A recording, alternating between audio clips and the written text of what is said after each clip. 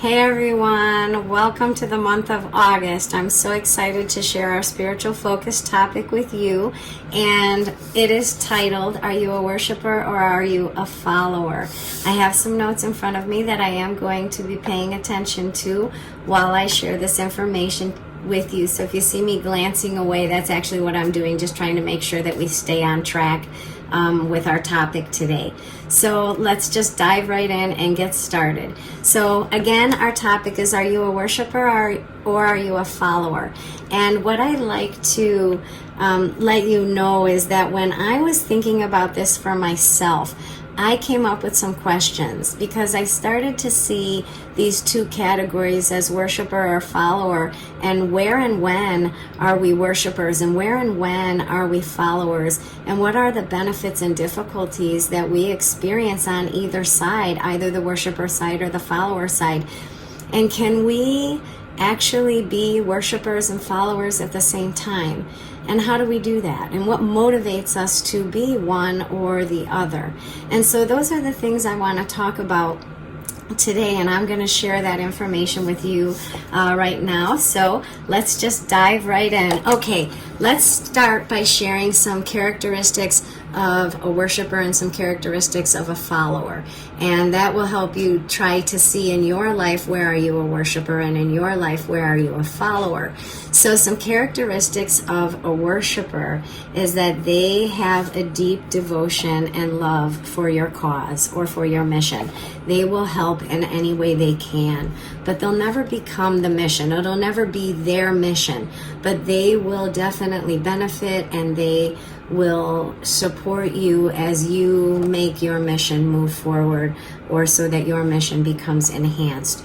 Their participation is often based on convenience because they have to make sure that they are governing their own life as well, and that they're participating in the things in their life that they need to, so they can't jump 100% into your mission, but they will carve out time to help you.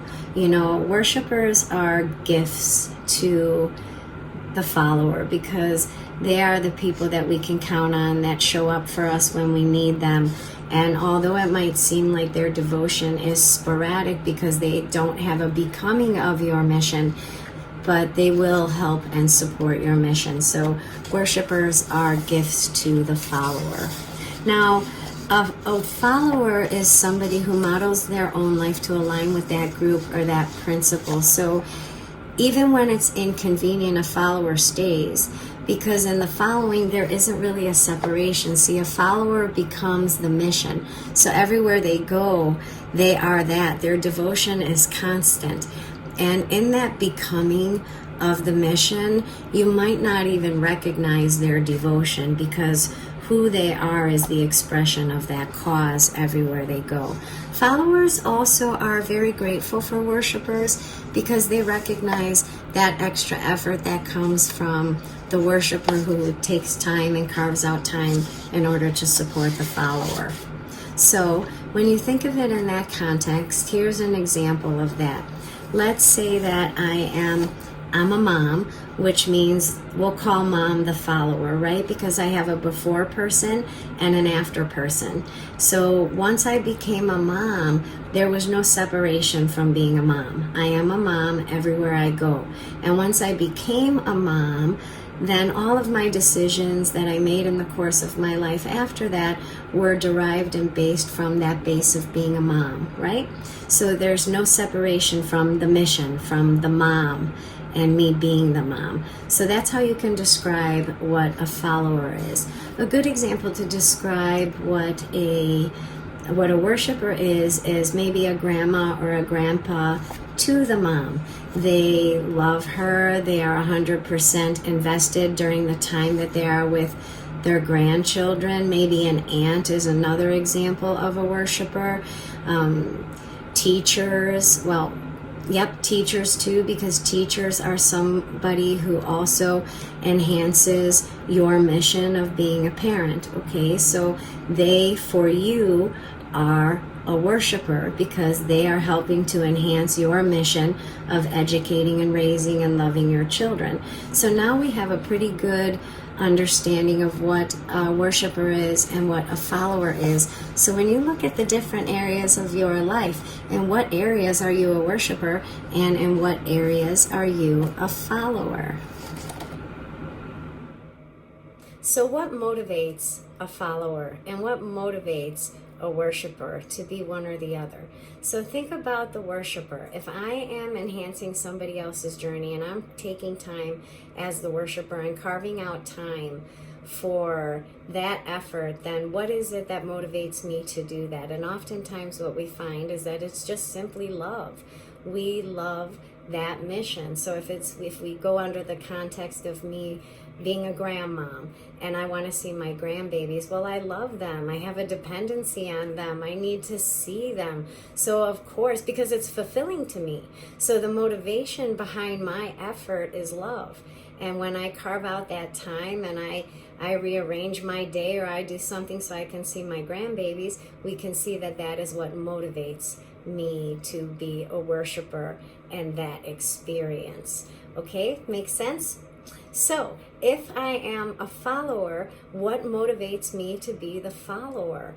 And I believe, let's still use the mom example, but that's a becoming of something. A follower is motivated by the becoming of something or the enhancement of the self. So it helps us gather a self-definition and a self-expression that we can carry with us everywhere we go. So, where are you motivated when you are a worshiper, and where are you motivated when you are a follower? And what benefits do you get from either being a worshiper or a follower? One of the things that I have found is that when you have a following, when you have that becoming, when you are a follower, because you have a sustained fulfillment from that becoming within the self, you'll find that you become a worshiper for others as a gift. And that is something that I also want to make sure that you see that you do that for other people, because during this video so far we've been talking about how the worshiper enhances the journey of the follower. But I also just wanted to make sure that the followers and the people that are connected to their own following and their own mission and their own becoming, that they recognize too that they can give the gift of worship to somebody else's mission, and they can try to carve out a little bit of time in order to do so. So just pay attention to that as well. I have a worksheet that is connected and attached for your use to kind of go through the things that we spoke about today and take you through some questions that might help you reflect a little bit more the next time you want to think about how you are affected in life and how others affect you in life and where you are a worshiper and a follower. Thanks so much for spending this time with me. I'll see you next month.